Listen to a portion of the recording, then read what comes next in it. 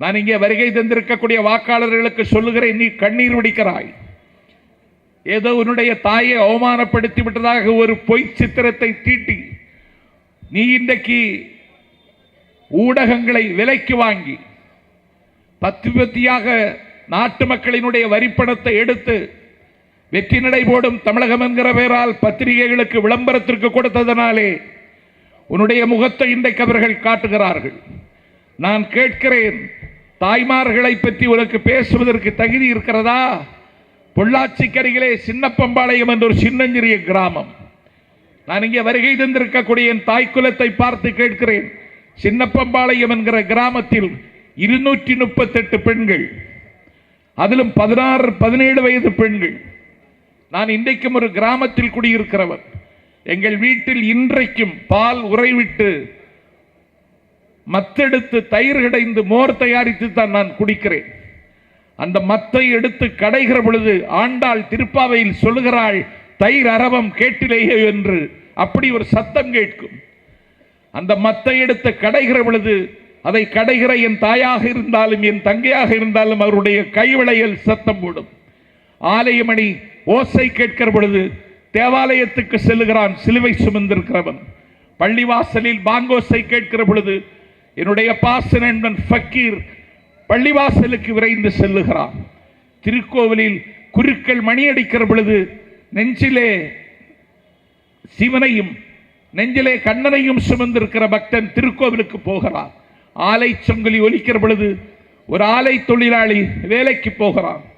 காலையிலே சைக்கிளில் வந்து பத்திரிகையாளன் சைக்கிள் மணி அடிக்கிற பொழுது ஒரு வீட்டிலே இருக்கக்கூடிய ஒரு வயதான பெரியவர் பத்திரிகை வாங்குவதற்கு கதவை திறந்து விடுகிறார். கடலிலே கடலாடு மீனவன் களைத்து போகிற பொழுது ஐலசா என்று சத்தம் விடுகிறான். ஏற்றம் இறைக்கிற பொழுது ஒரு குடியானவன் ஒரு ஏழை விவசாயி களைப்பு போவதற்கு அவன் ஒரு பாட்டு பாடுகிறான். என் பெருமைக்குரியவர்களே, உழவர் ஓசை, மதகு ஓசை என்று இந்த ஓசைகளை வரிசைப்படுத்துகின்றான் சிலப்பதிகாரத்தில் இளங்கோவடிகள். இப்படியெல்லாம் ஓசை கேட்ட என் தாய் தமிழகத்தில் எடப்பாடி பழனிசாமியின் ஆட்சியில் பொள்ளாச்சி கரையில் சின்னப்பம்பாளையம் என்ற ஒரு சின்னஞ்சிறிய கிராமத்தில் ஒரு பண்ணை வீட்டில் ஒரு ஓசை கேட்கிறது, அண்ணா அண்ணா நான் உன்னை நம்பியல்லவா வந்தேன் அண்ணா, உன்னை நம்பியல்லவா வந்தேன் அண்ணா என்றவள் கதறுகிறாள். அந்த கதறல் சத்தம் கேட்டதற்கு பிறகும் அந்த காமுகன் அவன் இடுப்பில் இருந்த பெல்ட்டை கழற்றி அவளை நைய புடைக்கிறான், துவம்சம் செய்கிறான். அப்பொழுதும் அவள் கத்துகிறாள். அவள் கதறுகிற சத்தம் விண்ணுக்கும் மண்ணுக்கும் கேட்கிறது. அதற்கு பிறகு 4 காமுகர்கள் சேர்ந்து அவள் அணிந்திருந்த ஜீன்ஸ் பேண்ட் 17 வயது. நான் இங்கே வந்திருக்கிற தாய்மார்களுக்கு சொல்லுகிறேன், உங்கள் நெஞ்சில் மனிதாபிமான கொடி பறக்குமானால், உங்கள் நெஞ்சில் ஈரம் இருக்குமானால், உங்களுக்கு மனம் இருக்குமானால், உங்கள் மனதில் மானுடப்பட்டு இருக்குமானால், உங்களுக்கு கண்கள் இருக்குமானால், உங்கள் கண்களில் கவலை குடிகொண்டிருக்குமானால், அடுத்தவன் விடுகிற துன்பம் கண்டு ஒரு சொட்டு கண்ணீர் வடிக்கிற கண்களாக உங்கள் கண்கள் இருக்குமானால், ஒரு பெண் பிள்ளையை பெற்றெடுத்த தகப்பன் என்ற உரிமையில் என் தாய்மார்களை கேட்கிறேன், 238 பெண்களை அந்த பண்ணை வீட்டில் 4 பேர் அந்த பேண்டை கிழித்துவிட்டு 10 பேர் பார்த்து கொண்டிருக்க 4 பேர் ஒரு 17 வயது பெண்ணை மானபங்கம் செய்ததை படம் எடுத்தார்கள். படம் எடுத்து அதை வெளிநாட்டுக்கு விற்றார்கள்.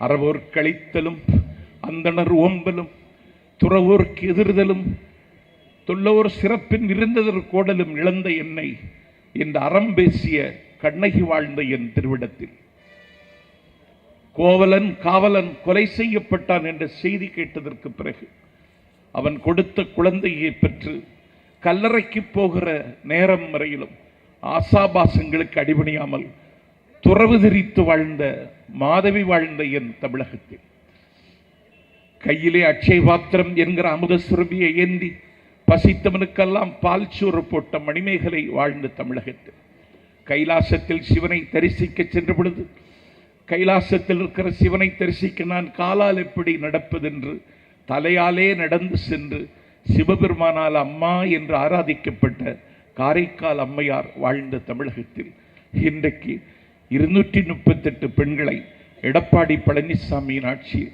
ஒரு வீட்டில் வைத்து போலீஸ் துணையோடு, அதிகாரத்தில் இருக்கிற போக்கிரி பயல்களின் துணையோடு, அவர்கள் பெயரை சொல்ல விரும்பவில்லை, பயம் இருப்பதால் சொல்லவில்லை என்று கருதாதீர்கள். எனக்கு இன்னும் 4ஆம் தேதி வரைக்கும் போர் இருக்கிறது, அதிலே என்னை முடக்கிவிடக்கூடாது என்கிற எச்சரிக்கையோடு பேசுகிறேன். போக்கிரி பயல்கள் போலீஸின் துணையோடு 238 பெண்களை பாலியல் பயங்கரம் செய்து படம் எடுத்து அதை வெளிநாட்டுக்கு விற்று காசு பார்த்தார்கள் என்றால் இந்த அயோக்கிய கும்பல் தமிழ்நாட்டில் ஒரு தொகுதியில் வெற்றி பெறுமானாலும் தமிழகத்தின் மானத்திற்கு விடைப்பட்ட அறைகூவல் என்பதை நான் சொல்லுகிறேன். ஒரு போலீஸ் டிஜிபி, அவர் பெயர் ராஜேஷ் தாஸ், அவனை டிஜிபியாக ஆக்கினார். எதற்கு டிஜிபி ஆக்கினாய்? ஏற்கனவே டிஜிபி திரிபாதி இருக்கிறார். லா அண்ட் ஆர்டர் டிஜிபின்னு சொல்லி அவருக்கு ஒரு நீ போஸ்ட்ல உட்கார வைக்கிறார். எதுக்கு? இந்த தேர்தலில் இவர்கள் செய்யக்கூடிய தில்லுமுல்லுக்கெல்லாம் அவன் துணை நிற்பான் என்று கருதி முதலமைச்சருடைய பந்தோபஸ்துக்கு போகிறார். சட்டம் ஒழுங்கு டிஜிபி மிஸ்டர் ராஜேஷ் தாஸ். அங்கே அந்த மாவட்டத்தினுடைய காவல்துறை கண்காணிப்பாளர் IPS பட்டம் பெற்றவள், அவளும் உங்கள் மகள்தான். முதலமைச்சருடைய திக்கு விஜயம் முடித்துவிட்டு போனவருக்கு பிறகு மாவட்ட காவல்துறை கண்காணிப்பாளராக இருக்கிற இளநங்கை IPS பட்டம் பெற்ற பெண்ணை அந்த தோல் நமைச்சல் எடுத்த டிஜிபி வா என் மஞ்சத்துக்கு வா என்று அழைக்கலாம். ஒரு போக்கிரி, ஒரு புறம்போக்கு, ஒரு நாதாரி, அவன்லாம் செய்தா தெரியாம செய்யறான், குடிச்சிட்டு செய்யறான், போதையில செய்யறான்னு சொல்லலாம். சட்டம் ஒழுங்கை காப்பாற்றக்கூடிய டிஜிபியே செய்யறான். பானைக்கே பசிக்கலாமா? விசிறிக்கே ஏற்கலாமா? வேரிலே கொண்டு போய் உழுது வெந்நீரை ஊற்றலாமா? நகத்தை சிதிக்க அழுக்கை அகற்ற வேண்டிய கத்தரிக்கோல் விரலை வெட்டி வேடிக்கை மறுக்கலாமா? மலரை எடுத்து மாலை தொடுக்க வேண்டியவர்கள் இதழை கிழித்து சிதைத்து சின்னாபன்னப்படுத்தலாமா? ஆடுகளை காக்க வேண்டியவர்கள் ஆட்டுக்குட்டிகளை ஓநாய்களிடத்தில் கொண்டு ஒப்படைக்கலாமா? காற்றாடியே கத்தியாக மாறலாமா? தாய்ப்பாலே நஞ்சாகலாமா? போலீஸ் டிஜிபியே இப்படி இறங்கலாமா? தமிழ்நாட்டில் நடந்துச்சு. அந்த டிஜிபி மேல தமிழ்நாட்டினுடைய சீஃப் மினிஸ்டர், சீஃப் நீதான் நடவடிக்கை எடுத்தியா? விசாரிச்சியா? குறைந்தபட்சம் சஸ்பெண்ட் ஆர்டர் செய்தியா? தமிழ்நாடு முழுவதும் அழுத்தம், தமிழ்நாடு முழுவதும் வெப்பம், தமிழ்நாடு முழுவதும் இதற்கு எதிரான முழக்கங்கள் எழுந்த பிறகு இன்றைக்கு அவர் மீது ஒரு நடவடிக்கை பாய்ந்திருக்கிறது. அப்ப அவன் எந்த தைரியத்திலிருந்து டிஜிபி செய்யறான்? எடப்பாடி பழனிசாமி இருக்கிறான், என்ன செய்தாலும் பாதுகாப்பான் என்று அவன் நம்புகிறான். இப்படி ஒரு பாவியை இந்த நாடு முதலமைச்சர் ஆசனத்தில் உட்கார வந்திருக்கிறது. அவன் ஸ்டாலினை ஒருமையில கூப்பிடுறான். ஸ்டாலினுக்கு திமுக தலைவர் ஸ்டாலினை சவாலுக்கு அழைக்கிறான், ஒரே மேடையில் வாங்குறான். திராவிட முன்னேற்ற கழகத்தினுடைய தலைவனை ஒரே மேடைக்கு வான்னு சொல்ற தகுதி உனக்கு இருக்கா? நீ யார்? ஸ்டாலின் யார்? 1000 பிறை கண்ட இயக்கத்தின் தலைவன். 100 ஆண்டு கண்ட திராவிட இயக்கத்தின் முகம் அண்ணன் ஸ்டாலின். கனவுகள் காணுகிற கால்சட்டை பருவத்தில் இந்தியாவின் ஜனநாயகத்தை மீட்பதற்கு காதல் மனைவியை துறந்துவிட்டு சிறை இருந்தவன். மிசா என்கிற அக்கினி ஆற்றில் குளித்தெழுந்த ஆண் சீதை எங்கள் ஸ்டாலின். அவனை கூவத்தூர் கூத்தில் கோபுரத்தில் உட்கார்ந்து கொண்ட நீ, இந்த தேர்தல் முடிந்ததற்கு பிறகு காணாமல் போகிற நீ ஒரே மேடைக்கு வா அப்படின்னு சவாலுக்கு விடுகிறியே. நான் சவாலுக்கு கூப்பிட்டு அவர் வரலைங்கிறான். உனக்கு ஒன்றை இப்படி வர்றது? பன்றி யானைக்கு சவால் விடும், உடனே யானை ஏத்துக்கிடுமா? தகரம் தங்கத்துக்கு சவால் விடலாமா? கூவம் குற்றாலத்தை பழிக்கலாமா? புள்ளி கலாபம் விரித்து ஆடுகிற மயிலுக்கு மந்தி சவால் விடலாமா? குந்தி குரல் எடுத்து கூவுகிற குயிலுக்கு கோட்டான் சவால் விடலாமா? நீ கோட்டான், நீ மந்தி, நீ பன்றி, நீ போய் ஸ்டாலினுக்கு சவால் விடுற? திமுகவின் தலைவன் ஸ்டாலினுக்கு இன்னார்தான் விடணும்னு ஒரு தகுதி இல்லையா? நீ என்ன செய்தேன்னு சொல்லு. இப்ப நாங்க இந்துக்களுக்கு எதிரானவங்கிறோம். இவன் முருகனை பிடிச்சிட்டு தொங்குறான். என்ன முருகன் உங்களுக்கு என்ன பூத் ஏஜெண்டா வரப்போறானா? முருகனுக்கு உங்களுக்கு என்னடா சம்பந்தம் இருக்கு? முருகன் இந்த நாட்டில் ஒரு கட்சி ஆதரிக்கணும்னு முடிவெடுத்தால் அவன் திமுகவை தான் ஆதரிப்பான்னு தவிர உங்களை எப்படி ஆதரிப்பான்? முருகனுக்கு காவடி தூக்குகிறவர்கள் நாங்கள், முருகனுக்கு அலகு குத்துகிறவர்கள் நாங்கள், முருகனுக்கு சஷ்டி விரதம் இருப்பவர்கள் நாங்கள். நீயா இருந்த? மோடி இருந்தானா? நிர்மலா சீதாராமன் இருந்தாரா? நாங்க இருந்தோம், இன்னைக்கு இருக்கிறோம். நேற்றுக்கும் பங்குனி உத்திரத்துக்கு திருத்தணியில போய் கும்பிட்டு தான் வர்றேங்க. நாங்க என்ன சமயத்திற்கு எதிரானவர்களா, கடவுள் நம்பிக்கைக்கு எதிரானவர்களா? இல்ல. சேகர் பாபுக்கு போன் போட்டா பள்ளி கட்டு அப்படின்னு தான் வரும். அது கொஞ்ச நேரம் கேட்டுட்டு இருக்கலாம். இப்ப எங்களை கடவுளுக்கு எதிரானவன், இந்து சமயத்துக்கு எதிரானவன் அப்படின்னு ஒரு சித்திரத்தை தீட்டுறதுக்கு முயற்சிக்கிறான் சண்டாளா. நீதி கட்சியினுடைய தலைவர் பி.டி. ராஜன் இப்ப இருக்கானே, பழனிவேல் ராஜனுக்கு பையன் தியாகராஜன், பழனிவேல் தியாகராஜனுக்கு தாத்தா பி.டி. ராஜன். பி.டி. ராஜன் தான் சபரிமலை ஐயப்பனுக்கே தமிழ்நாட்டில் தளம் அமைத்து தந்தது. முருகன் உங்களை எப்படி ஆதரிப்பா? முருகன் வள்ளியை திருமணம் செய்து கொண்டவன்டா. Valli scheduled tribe. முதல் சமூக நீதியை சொன்னவனே முருகன் தான். சமூக நீதிக்கு சபக்குழி வெட்டின ஒன்றை எப்படிரா முருகன் ஆதரிப்பான்? பெரியார் நாடு கேட்பதற்கு முன்னால், அண்ணா நாடு கேட்பதற்கு முன்னால் நாடு கேட்டவன் முருகன். அன்னைக்கு நாரதர்னு ஒரு இருந்தான், அமித்ஷாவை விட மோசமானவன். அவர் மாங்கனியை கொண்டு வந்தான், மாங்கனியை கொண்டு வந்து சிவபெருமான் கொடுத்தான். சிவபெருமாயே எனக்கு கணபதி முருகன் 2 பிள்ளைகள் இருக்காங்க, ஒரு மாங்கனியை கொண்டு வந்து பிரச்சனையை கிரியேட் பண்றேன்னாங்க. அந்த அம்மாவை விடுங்க. அந்தால சிவபெருமான் பராசக்திட்ட கேட்டார். பராசக்தி, உதிக்கின்ற செங்கதிரே, உச்சி திலகமே, உணர்வுடையோர் மதிக்கின்ற மாணிக்கமே, இந்த நாரதர் பிரச்சனையை கிளப்ப வந்துட்டான். ஒரு மாங்கனியை கொண்டு வந்திருக்கான். கணபதிக்கு கொடுக்கவா முருகனுக்கு கொடுக்கவா தெரியல, என்ன செய்யறதுன்னு சொல்லி சிவபெருமான் ஏங்கினான். பராசக்தி சொன்னால் கவலைப்படாத, யார் உலகத்தை சுற்றி வர்றானோ அவனுக்கு கொடுன்னா. நம்முடைய முருகன் மயில் வாகனத்தை எடுத்துட்டு உலகம் பூரா சுத்தினான். கணபதி இருக்கிற இடத்தை விட்டு அசையலை. தந்தை தாயை சுற்றினால் உலகை சுற்றியதற்கு சமம்னு சொல்லிட்டு கனியை வாங்கிட்டான். முருகன் 400 நாள் உலகமெல்லாம் சுற்றி களைத்து இழைத்து மெலிந்து நெளிந்து வந்து அம்மையப்பா அருங்கனியை தாருங்கள்னு கேட்டான். உலகத்தை தந்தை தாயை சுற்றினாலும் உலகத்துக்கு சுற்றினது சமந்தான்னு சொல்லி அரசியல் சட்டத்தின் 356வது பிரிவு சொல்லுதுன்னு சொல்லி உன் அண்ணன் வாங்கிட்டான்டான்னு சிவபெருமா முருகன்ட சொன்னான். உன் அரசியல் சட்டத்தை தூக்கி குப்பையில் போடு, என்னுடைய உரிமையும் என்னுடைய உழைப்பை நீங்கள் மதிக்கலை.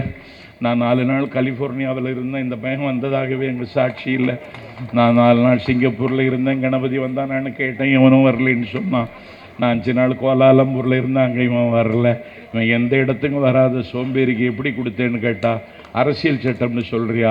உன் அரசியல் சட்டத்துக்கு குப்பைக்கு தூக்கி போடு, என்னை நம்புகிறவர்கள் குன்றுக்கு வாருங்கள், குன்றிருக்கும் இடமெல்லாம் இந்த குமரன் இருப்பான்னு சொல்லி முதலாக பெரியாருக்கு முன்னாலேயே அண்ணாவுக்கு முன்னாலேயே நாடு கேட்டது எங்கள் முருகன் தான் என்பதை நம்புங்கள் நீங்கள். அதனால நாங்கள் தான் முருக உபாசகர்கள். உன் முருகன் ஒரிஜினல் முருகனா?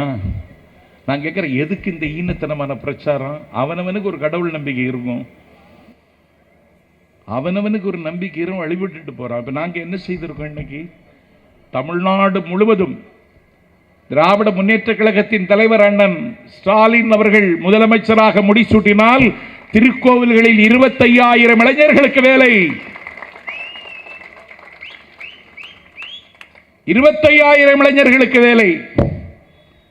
தமிழ்நாட்டில் கடவுள் நம்பிக்கை உள்ளவர்களுக்கு 25,000 பேர் ஆண்டு ஒன்றுக்கு திருத்தல யாத்திரை அரசாங்கமே மேற்கொள்ளும். அண்ணன் ஸ்டாலின் வாக்குறுதி. வாடிய பயிரை கண்டபோதெல்லாம் வாடினேன் என்றார் எங்கள் வள்ளலார்.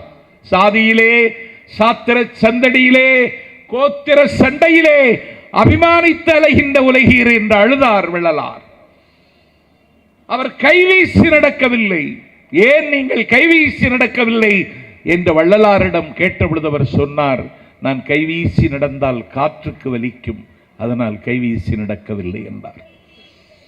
அப்படிப்பட்ட அருள் உள்ளம் கொண்ட வள்ளலாரின் பெயரால் சத்தியஞான சபை இருக்கிற வடலூரில் ஒரு தேசிய ஆன்மீக மையம் அண்ணன் ஸ்டாலின் முதலமைச்சரானால் அமைக்கப்படும் என்று அறிவித்திருக்கிறார்.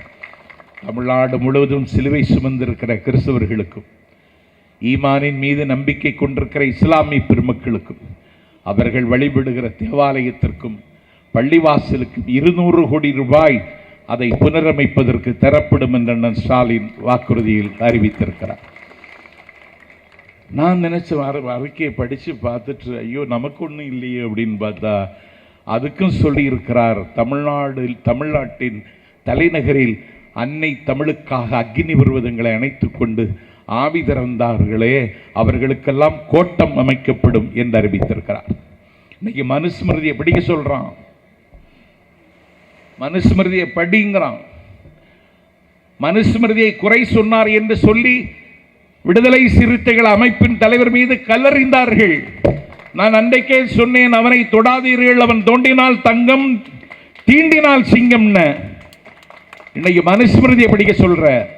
இன்றைக்கு எங்கள் தலைவர் தேர்தல் அறிக்கையில் மானமுள்ள தமிழர்களே, திருக்குறளை தேசிய நூலாக்குவோம், அதற்கான முயற்சி எடுக்கப்படும் என்று இன்றைக்கு அறிவித்திருக்கிறார். நம்முடைய தலைவர் கலந்து கொண்ட நிகழ்வில் காங்கிரஸ் கட்சியின் மகத்தான தலைவர் ராகுல் காந்தி பேசுகிற பொழுது ஒன்றை உறக்கச் சொன்னார். இந்தியாவை இணைக்கின்ற ஒரு புள்ளியாக தமிழகம்தான் இருக்கிறது, அந்த தமிழகத்திலும் அந்த கடமையை செய்வதற்கு திராவிட முன்னேற்றக் கழகம் தான் இருக்கிறது என்று நேற்றைக்கு ராகுல் காந்தி அவர்கள் சொன்னார்கள். ஆகவே தமிழ்நாட்டில் திராவிட முன்னேற்றக் கழகம் 234 தொகுதிகளிலும் வெற்றி பெற்றார்கள் என்ற செய்தி வந்தால் மோடியை நாற்காலியை விட்டு இறக்குவதற்கு அதிக நேரமாகாது என்பதை வில்லிவாக்கத்தில் நீங்கள் உணர்த்துங்கள். ஆகவே இந்திய துணைக்கண்டத்தில் ஒரு மிலேச்சத்தனமான, மிருக நியாயமில்லாத அடக்குமுறை சட்டங்களை நடைமுறைப்படுத்துகின்ற ஒரு அராஜகமான பாசிச ஆட்சி இன்றைக்கு டெல்லியில் நடைபெற்றுக் கொண்டிருக்கிறது. என்னை பொறுத்தவரையில் எடப்பாடி பழனிசாமியை நான் எதிரியாகவே கருதவில்லை. இவர்களுக்கு பின்னாலே பாசிஸ்டுகள் இவர்களை இயக்கிக் கொண்டிருக்கிறார்கள். ஜெயலலிதா உயிரோடு இருக்கிற காலம் வரை சொன்னார். சென்னை கடற்கரை கூட்டத்தில் ஜெயலலிதா மனம் திறந்து சொன்னார், அண்ணா திராவிட முன்னேற்றக் கழகத்தில் இறுதி தீர வேண்டிய கட்டாயத்தில் இருக்கிறவர்கள் இந்த கூட்டத்திற்கு வந்திருந்தால் உங்களுக்கு சொல்லுகிறேன், நான் உயிரோடு இருக்கிறவரை இனிமேல் எதிர்காலத்தில் பிஜேபியோடு ஒட்டும் இல்லை, உறவும் இல்லை என்று அறிவித்தவர் ஜெயலலிதா. அந்த ஜெயலலிதாவை அம்மா அம்மா என்று ஆராதித்துக் கொண்டு இன்றைக்கு பிஜேபியோடு உறவு வைத்துக் கொண்டல்ல, பிஜேபிக்கு அதிமுகவை குறைந்த விலைக்கு இன்றைக்கு அடகு வைத்திருக்கின்ற இந்த கோமாளிகளுக்கு இந்த தேர்தலில் முடிவு கட்ட வேண்டியது அவசரமும் அவசியமும் ஆகும். ஜெயலலிதா உயிரோடு இருக்கிறவரை உதவி திட்டத்திற்கு அனுமதி தரவில்லை. ஜெயலலிதா உயிரோடு இருக்கிறவரை ஜிஎஸ்டியை ஏற்கவில்லை. ஜெயலலிதா உயிரோடு இருக்கின்றவரை என் பெருமைக்குரியவர்களே, மோடி திட்ட கமிஷனை கலைத்துவிட்டு நிதி ஆயோக் என்று கொண்டு வந்த பொழுது அதை ஏற்கவில்லை. ஆகவே மாநில உரிமைகளை மீட்பதிலும் அதை வென்றெடுப்பதிலும் அவர் கண்ணும் கருத்துமாக இருந்தார், கரிசனமாக இருந்தார். அந்த ஜெயலலிதாவை அம்மா என்று ஆராதித்துக் கொண்டு எல்லா உரிமைகளையும் இன்றைக்கு டெல்லியிலே கொண்டு போய் அடகு வைத்து தமிழ்நாட்டை இன்றைக்கு ஒரு அடிமை பூமியாக மாற்றுகிற பெரிய பாவத்தை இந்த கும்பல் இன்றைக்கு செய்திருக்கிறது. நன்றி உணர்ச்சி இல்லாத கும்பல், நம்பகத்தன்மையற்ற கும்பல், காட்டி கொடுக்கிற கும்பலின் கையில் தமிழ்நாடு இன்றைக்கு சிக்கிவிட்டது. எடப்பாடி பழனிசாமி என்பவனை முதலமைச்சராக்கிய சசிகலாவையே இன்றைக்கு அவர்கள் கட்சியை விட்டு நீக்கிவிட்டார்கள். நன்றி உணர்ச்சிக்கும் இவர்களுக்கும் வெகு தூரம். நன்றியை கொல்லலாமா? எந்த பாவத்தை செய்தாலும் நன்றி கொள்ளக்கூடாது. செய் நன்றி கொண்டவனுக்கு விமோச்சனமும் இல்லை, வெளிச்சமும் இல்லை. ஆனால் எடப்பாடி பழனிசாமி திமுகவுக்கும் சாபமிடுகிறான். நீ நன்றி கொண்டவன். உன்னை எடப்பாடியை தாண்டினால் எவனுக்கும் தெரியாது. ஆனால் உன்னை இந்த நாட்டினுடைய முதலமைச்சராக கொண்டு போய் உட்கார வைத்தார் சசிகலா. இன்றைக்கு அந்த சசிகலாவை நீ கட்சி விட்டு நீக்கினாய். அந்த அம்மையார் இன்றைக்கு கோவில் கோவிலாக வலம் வந்து கொண்டிருக்கிறார். 30 ஆண்டு காலம் ஜெயலலிதாவினுடைய அருமந்த தோழியாக இருந்து ஜெயலலிதாவினுடைய எல்லா நடவடிக்கைகளும் அரணமைத்து தந்து அவருக்கு வானமும் சிறகுமாக இருந்தவர் அரசியலில் இன்றைக்கு ஒரு புள்ளியாக கூட காலூன்ற முடியாத அளவுக்கு மோடியோடு சேர்ந்து இன்றைக்கு நீங்கள் ஒரு பெரிய துரோகம் செய்கிறீர்கள். இந்த துரோகத்தை நீங்கள் செய்யலாமா? நான் கேட்கிறேன், நன்றி மறப்பது நன்றன்று. இப்படி நன்றியை கொல்லலாமா? நன்றியை கொண்ட உனக்கு சாப விமோசனம் கிடைக்குமா? எந்த கோவிலுக்கு சென்றாலும் உனக்கு பிராயசித்தம் இல்லை. ஞாபகத்தில் வைத்துக்கொள். ஒரு நாடோடி கதைதான். ஒரு வேட்டை நாய் பாம்பை துரத்தி கொண்டு வந்தது. அந்த பாம்பு பயந்து விட்டது. அந்த பாம்பு சொன்னது, இந்த வேட்டை நாய் என்னை விரட்டுகிறது, என்னை கடித்து குதறிவிடும், என் வழிப்போக்கனை என்னை காப்பாற்றுகின்றது. வழிப்போக்கன் சொன்னால், நான் உன்னை எப்படி காப்பாற்ற முடியும்? நீ குந்தி உட்கார்ந்து கொள், உன் ஆசன வாயின் வழியாக ஏறி நான் உட்கார்ந்து கொள்ளுகிறேன் என்று சொன்னது பாம்பு. அவனும் குந்தி உட்கார்ந்தான். அவன் ஆசன வாயின் வழியாக ஏறி பாம்பு அவன் வயிற்றில் உட்கார்ந்து விட்டது. வேட்டை நாய் போய்விட்டது. பாம்புனுடைய உயிர் பயம் போய்விட்டது. பாம்புக்கு அடைக்கலமும் கொடுத்து விட்டான். ஆனால் அவனுக்கு வயிற்று வலி தாங்க முடியவில்லை. அவனுக்கு வயிற்று வலி தாங்க முடியாமல் அவன் அவதிப்படுகிறான், அல்லல்படுகிறான்.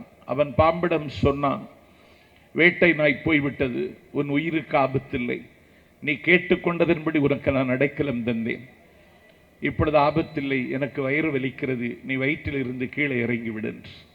அப்பொழுது அந்த பாம்பு சொன்னது, உன்னுடைய வயிறு எனக்கு கதகதப்பாக இருக்கிறது, கம்ஃபர்டபுளாக இருக்கிறது, நான் இறங்குவதாக உத்தேசமில்லை என்று பாம்பு சொன்னதாம். அந்த பாம்புக்கும் இந்த பழனிசாமி என்கிற பயலுக்கும் ஏதாவது வித்தியாசம் இருக்கிறதா என்று பாருங்கள். அவன் கதறுகிறான்.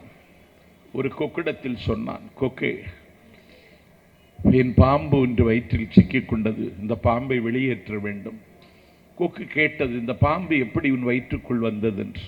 அவன் சொன்னான், நான் கீழே உட்கார்ந்திருந்தேன், என் ஆசன வாயின் வழியாக பாம்பு ஏறிவிட்டது. அப்போது கொக்கு சொன்னது, இப்போதும் கீழே உட்கார்ந்து கொள், நன்றாக முக்கு, பாம்பின் தலை வெளியே திரும்ப நான் கொத்தி எடுத்து விடுகிறேன் என்று கொக்கு சொன்னது. அவன் உட்கார்ந்தான். பாம்பின் தலை வெளியே வந்தது. கொக்கு அந்த பாம்பை கொத்தி பாறையில் தூக்கி போட்டது. அந்த கொக்கிடத்தில் இவன் சொன்னான், இந்த மனிதன் சொன்னான், இந்த பாம்பு வயிற்றில் இருந்ததனால் வயிறு முழுவதும் விஷம் கலந்திருக்கிறது, எனக்கு உடம்பெல்லாம் வலிக்கிறது, இந்த விஷம் போவதற்கும் இந்த வலி போவதற்கு ஏதாவது மருந்து இருக்கிறதா என்று கேட்டான். அந்த கொக்கு சொன்னது, ஒரு மருந்து இருக்கிறது. என்ன மருந்து? கொக்கு கஷாயம் வைத்து குடித்தால் சரியாகிவிடும் என்று. இந்த பாவி என்ன செய்தான், அந்த கொக்கையை பிடித்து விட்டான். அவன் பெயர் ஓபிஎஸ். அவன் பழனிசாமியா, இவன் ஓபிஎஸ். அந்த கொக்கு பிடித்து வீட்டில் கொண்டு போய் ஒரு கூடையில் அடைத்து போட்டான். கூடையில் அடைத்து போட்டுவிட்டு மனைவியிடத்தில் சொன்னான், எனக்கு உயிருக்கு உத்தரவாதம் தந்ததே இந்த கொக்கு தான், கொக்கு கஷாயம் வச்சு சாப்பிட்டால் உடம்பு வலியும் உடலில் ஊடுருவி இருக்கிற நஞ்சும் வெளியேறிவிடும் என்று நான் எப்படி வெளியேறிவிடும் என்று கேட்டேன். இந்த கொக்கு தான் சொன்னது, கொக்கு கஷாயம் வைத்துக்கொள் என்று.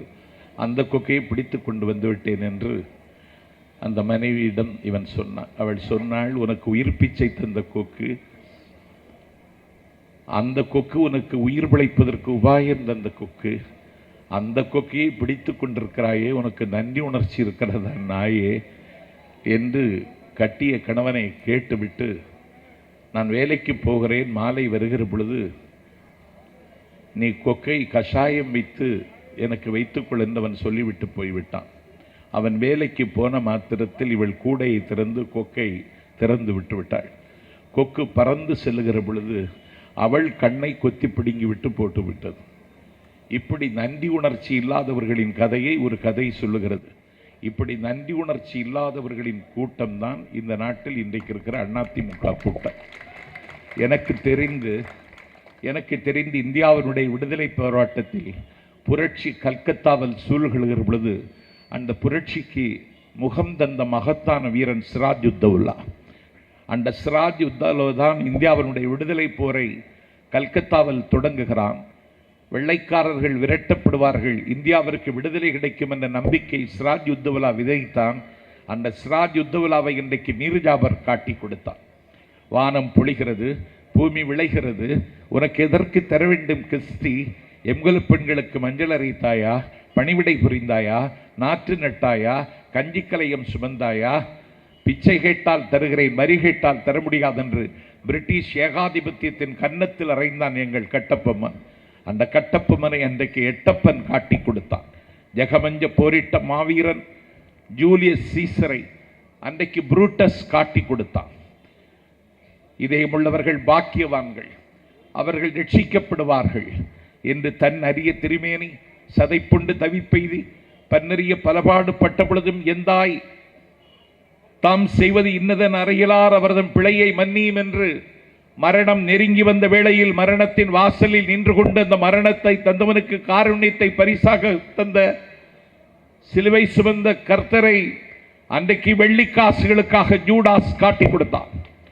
ஆகவே மீர் ஜாபர், எட்டப்பன், புரூட்டஸ், யூதாஸ் இப்படி காட்டிக் கொடுக்கவர்களின் வரலாறை நான் சரித்திரத்தில் படித்திருக்கிறேன். இனிமேல் எட்டப்பரை யாரும் நினைக்க மாட்டார்கள்.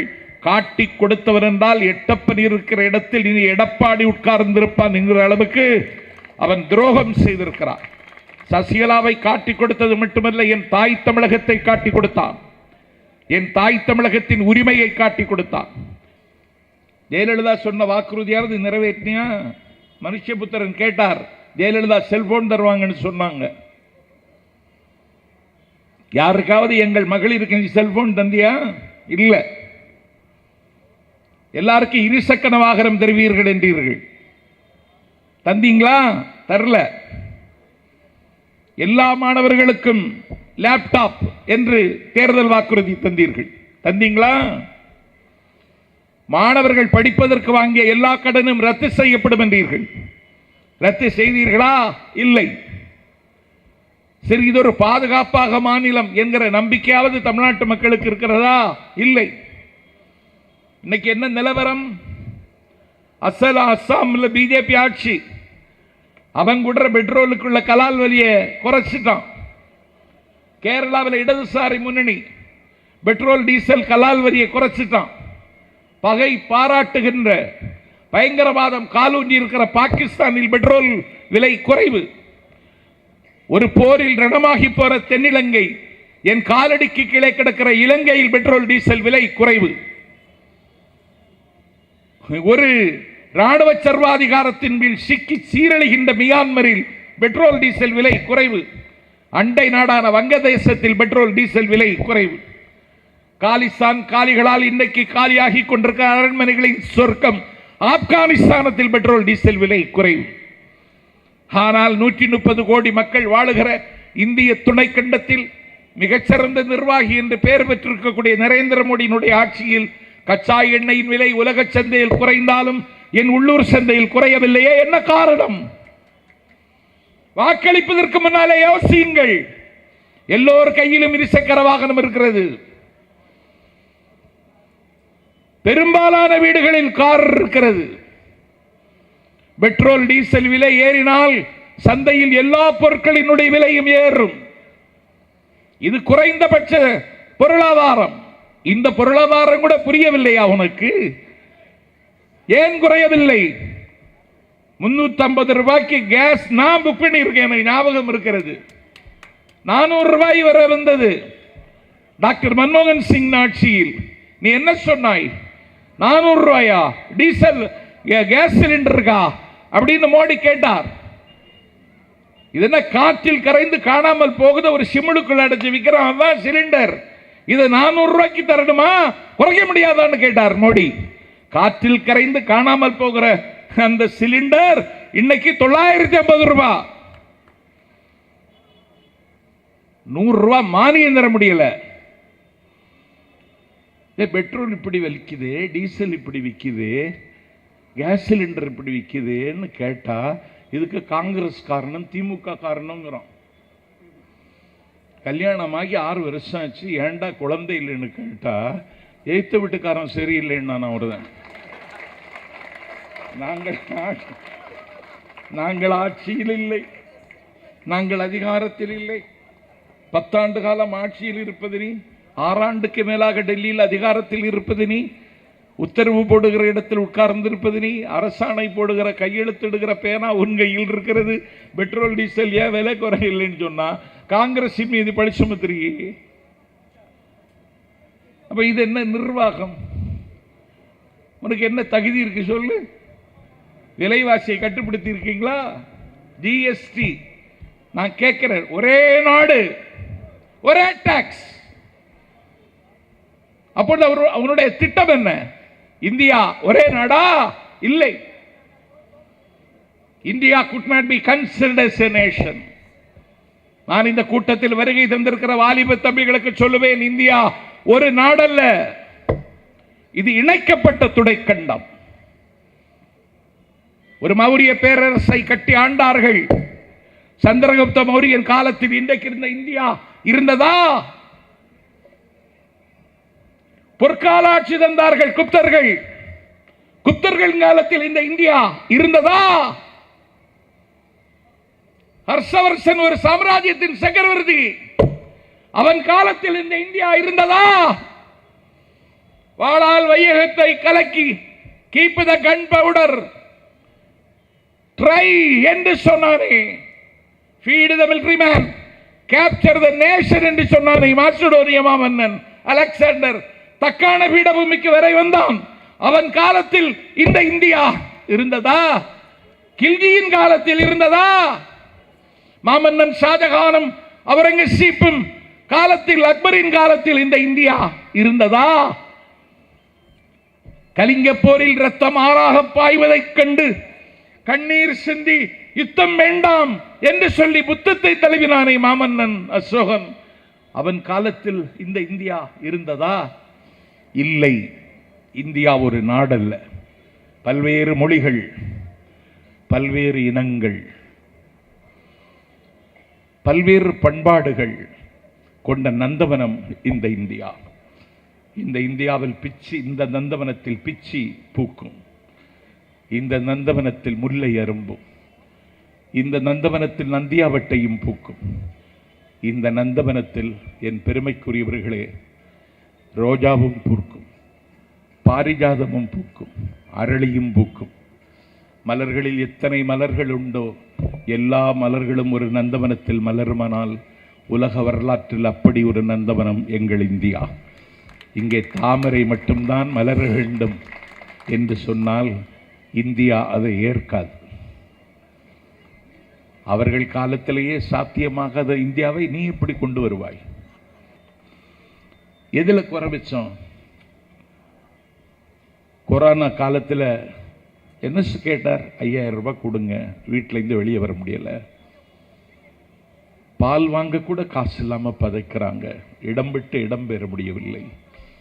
அன்னை இறந்தாள் என்ற ஈரச் செய்தி கேட்டதற்கு பிறகு ஈமச்சடங்கு செய்வதற்கு 200 மைல் கடந்து போவதற்கு கையில் காசு இல்லாமல் உட்கார்ந்த இடத்திலிருந்தே அழுது உயிர் விட்டவனை நான் பார்த்தேன்.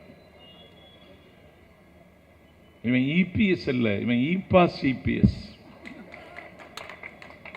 நான் கேட்கிறேன், என்னடா கொடுமை இது? என் தாய் செத்தால் என் தாயினுடைய இறுதிக்கடனை நிறைவேற்றுவதற்கு கூட எனக்கு நீ வாய்ப்பு தெரியலையே. இபாஸ் வச்சுக்கிட்டு எப்ப போட்டாலும் ரிஜெக்ட்ங்கிறான். நீங்க ஆன்லைன்ல தான் அப்ளை பண்ணணும். ஆன்லைன்ல எனக்கே தெரியாது ஆன்லைன்ல ஏற்கிறதுக்கு. 8 மெசேஜ் என் செல்போன்ல வந்துட்டா எனக்கு எடுக்க தெரியாது. ஒரு பையனை கூப்பிட்டு 8 மெசேஜ் வந்துருக்கு, என்னன்னு பார்த்து சொல்லுங்கிறேன்.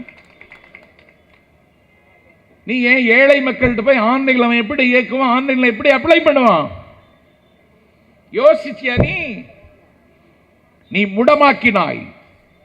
கொரோனா காலத்தில் 1333 பெரிய தொழிற்சாலைகள் மூடப்பட்டன. குறு சிறு தொழில்கள் எல்லாம் இழுத்து மூடப்பட்டன. 1 கோடி பேர் தங்கள் வாழ்வாதாரத்தை இழந்தார்கள். தமிழ்நாட்டின் பொருளாதாரம் தரைமட்டமாயிற்று. குழந்தைக்கு பால் வாங்க தவிக்கின்ற தாய்க்கு உதவுகிற வகையில் ஒரு 5000 கொடுங்கள் என்றார் கழகத் தலைவர். கேட்கல நீ. சரி, சேகர்பாபுக்கு கட்டளையிட்டார், மாவட்ட நிர்வாகிகளிடம் பேசுங்கள், வட்டக்கழக செயலாளர் உள்பட அனைவரும் களத்துக்கு இறங்குங்கள், ஒன்றிணைவோம் வா என்று பெயர் சூட்டி இருக்கிறேன். பாதிக்கப்பட்ட அனைவருக்கும் உங்களால் முடிந்த உதவியை செய்யுங்கள் என்று தளபதி உத்தரவிட்டார். கொடுக்க விட்டியா? கொடுக்க விட்டாம்ல, கொடுக்க விட்டாம்ல. அதற்கு பிறகு நாங்கள் நீதிமன்றம் செல்லுகிறோம், கதவை தட்டுகிறோம். நீதான் கொடுக்கல, கொடுக்கிறவனை ஏண்டா தடுக்கிற? கொடுக்கலாம் என்று நீதிமன்றம் உத்தரவிட்டதற்கு பிறகுதான் கொடுத்தோம். என்ன கொடுமை பாருங்க. 5000 ரூபாய் கொடுன்னு சொன்னா கேட்கல. அனைத்து கட்சி கூட்டத்தை கூட்டுவோம், இதை எப்படி சமாளிக்கிறது சந்திக்கிறதுன்னு பார்க்கலான்னா அதுக்கும் முன் வரல. இன்னைக்கு கோவேக்சின் கோவிக்ஸ் அப்படின்னு 2 தடுப்பூசி வந்தாச்சு. நான் கேட்குறேன், இந்த தடுப்பூசிக்கு இன்னைக்கு 250 ரூபாய் விற்கிறாங்க. நான் கேட்குறேன், இந்த தடுப்பூசியை கூட ஆரம்ப சுகாதார நிலையத்தில் வச்சு அந்த ஊரில் இருக்கிற மக்களுக்கெல்லாம் கொடுப்பதற்கு உனக்கு துப்பு இல்லையே. நீ எப்படி கொரோனாவை தடுப்ப? நீ இப்ப அது புதிய அலையாக உருவாகி வருகிறது என்று சொல்றான். குழந்தைகளை கூட பாதிக்கும் என்கிறார்கள். எங்கள் தலைவர் பிரச்சாரத்தின் மத்தியில் சொல்லுகிறார், முகக்கவசம் அணிந்து கொள்ளுங்கள், சமூக இடைவெளியை பின்பற்றுங்கள், அந்த நோய் உங்களை தாக்காமல் இருப்பதற்கு சத்துள்ள உணவுகளை சாப்பிடுங்கள், உங்களை தற்காத்துக் கொள்ளுங்கள் என்று திராவிட முன்னேற்ற கழகத்தின் தலைவர் தமிழர்களுக்காக பேசுகிறார். நீ இதற்கு ஒரு தக்க நடவடிக்கை இன்னும் மேற்கொள்ளல. இந்த அரசாங்கம் நினைத்தால் தமிழ்நாடு முழுவதும் இருக்கக்கூடியவர்களுக்கு இன்றைக்கு இதை தர முடியும், இந்த தடுப்பூசியை போட முடியும். வாய்ப்பு வசதி உள்ள எல்லா தம்பிகளுக்கும் சொல்கிறேன், தடுப்பூசி போட்டுக் கொள்ளுங்கள். எடப்பாடியும் மோடியும் நம்மளை காப்பாற்ற மாட்டான். ஆகவே இந்த நாடு இப்படி ஒரு நிலைமையில கொண்டு வந்துட்டான். எல்லா துறையும் இன்றைக்கு பாழாகிவிட்டது. The totally breakdown in our administration. தமிழ்நாட்டினுடைய நிர்வாகமே இன்றைக்கு நிர்வாணமாகிவிட்டது.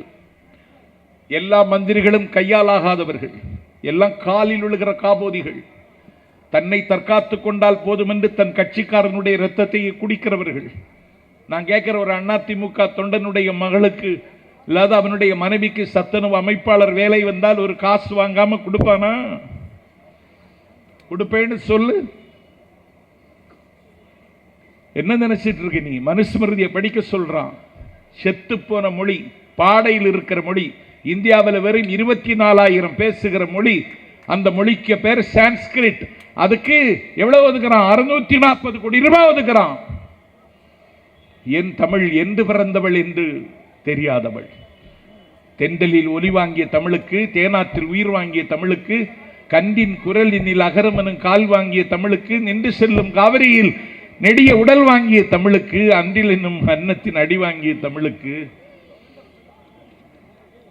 பெற்றோர் இல்லாமல் பிறந்த பெரும்பொருளாம் என் தமிழுக்கு, கற்றோர் அவையில் கவியான என் தமிழுக்கு வெறும் 29 கோடி ரூபாய் ஒதுக்கியிருக்கான். சான்ஸ்கிரிட்டுக்கு 649 கோடி ரூபாய் ஒதுக்கியிருக்கான். புதிய கல்விக் கொள்கைன்னு சொல்லி 3ஆம் வகுப்பு பையனுக்கு நேஷனல் டெஸ்டாம். 3ஆம் கிளாஸ் படிக்கிறான்ல, புதிய கல்விக் கொள்கை வேற ஒரு புண்ணாக்கம் இல்லை. 3ஆம் வகுப்பு படிக்கிறவனுக்கு நேஷனல் டெஸ்ட். டெஸ்ட்டுக்கு அவனை தயார் பண்ணதுக்கு முன்னாடி நான் டெஸ்ட் எழுத போக மாட்டேன்னு அடங்கு பிடிப்பான். தாயின் தகப்பன் என்ன செய்வாங்க? சரி படிக்காண்டாம் விட்டுடும்பாங்க. 5ஆம் வகுப்பு மாணவனுக்கு நேஷனல் டெஸ்ட், 8ஆம் வகுப்பு மாணவனுக்கு நேஷனல் டெஸ்ட். நாஞ்சில் சம்பத் கேட்கிறேன், கண் விழிக்காத கிராமத்தில் கழனியில் காட்டில் களை பறித்து காலம் தள்ளக்கூடிய ஏழை குடும்பத்து பிள்ளைகளுக்கு நேஷனல் டெஸ்ட், தேசிய தேர்வு என்று அறிவிக்கிறாயே. இந்த தேசிய தேர்வை தமிழ்நாட்டில் திணிப்பதற்கு நினைக்கிறாயே, நியாயம் தானா? இந்த தேர்வை எழுதுகிற சக்தி எங்களுக்கு இருக்கிறதா? 1200க்கு 1176 மதிப்பெண் பெற்ற எங்கள் அனிதாவே நீட்டில் தேர்வாக முடியலையே. களனிவாழ் களனியில் வேலை பார்க்கிறவ எங்கள் குடியானவன் பிள்ளை நேஷனல் தேர்வில் எப்படி எழுதுவான்? அதனால இது ஒண்ணுமே சாத்தியமில்லை. வானம் இருண்டிருக்கிறது, வல்லிருட்டு சூழ்ந்திருக்கிறது, மானத்தமிழரினம் மங்கி கருத்திருக்கிறது, ஈனம் கலந்திருக்கிறது, இழிவு மிகுந்திருக்கிறது, சேனை அமைத்த இனம் செங்கோல் இழந்து சிதைந்து சின்னாபின்னமாகி இருக்கிறது. எல்லாவற்றையும் சரி செய்யக்கூடிய தலைவனாக தமிழ்நாட்டில் கருத்து கணிப்பில் 39% ஆதரவு ஒரு தலைவன் என்ற தகுதியோடு எங்கள் தலைவருக்கு கிடைத்திருக்கிற இந்த பொன்னான வேளையில் நாடாள தகுதி உள்ளவர் என்று பேசப்படுகிற நிலையில் அவர் நாடாளப் போகிறார். நாடாளப் போகிற பொழுது அவரோடு இருக்க என் தம்பி வெற்றியழகனுக்கு ஒரு உதயசூரியன் சின்னத்தில் வாக்குகளை தாருங்கள். பன்றிகளின் முன்னால் முத்தை சிதறவிடாதேயுங்கள், பரிசுத்தமானதை நாக்கி கொடாதேயுங்கள். ஆழ்வற்று பொன் வாங்கியோர் செய்த பூனை ஆந்தைக்கு கட்டி மகிழாதீர்கள். நீள்விட்ட பொன் மாளிகை கட்டி பேயினை நேர்ந்து குடியேற்றி விடாதீர்கள். செருப்புக்கு தோல் வேண்டி ஒரு செல்வ குழந்தையை கொன்று விடாதீர்கள். வழி இருக்க குழியில் விழுந்து விடாதீர்கள். இரும்பிருக்க கரும்பை மென்று விடாதீர்கள். கனியிருக்க காயை கவர்ந்து விடாதீர்கள். பெயரிலேயே வெற்றி அழகன் இருக்க இன்னொரு வெறும் பெயலுக்கு வெற்றியை கொடுத்து விடாதீர்கள் என்று கேட்டு வாக்களிப்பீர். உதயசூரியன் சின்னத்தில் வாய்ப்பளிப்பீர். எங்கள் பேராசிரியரின் செல்வ பேரன் வெற்றியழகனுக்கு என்று கேட்டு வெற்றி விழாவில் சந்திக்கிறேன். விருப்பமில்லாமல் விடைபெறுகிறேன். நன்றி, வணக்கம்.